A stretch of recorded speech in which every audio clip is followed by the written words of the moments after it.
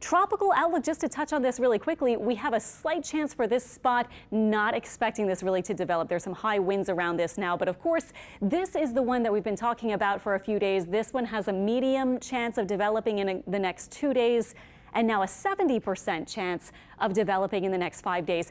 Models are not very aggressive with spinning this into a strong system, but it might be able to organize into a depression.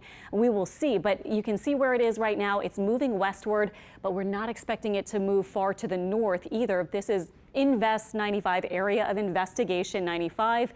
And again, we're just probably going to see it drifting across the Caribbean and perhaps staying pretty messy. We'll see again once it moves into Central America. This is why we have this big ridge of high pressure that's going to be building, and this is a setup that is just going to block this system from moving far to the north at all, and that will stay south of our coast, so we're not expecting any sort of threats or impacts along the Gulf Coast. By the way, the percentages of storms that form by month, we're almost into November. Nice to be on this second half with the big downward activity indicators, of course, moving into November. Still, though, 6% of a season's storms on average anyway, form. That's almost as much as July and about the same as June.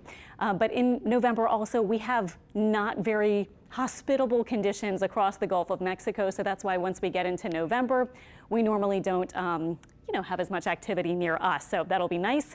Also, next weekend is the daylight saving time change.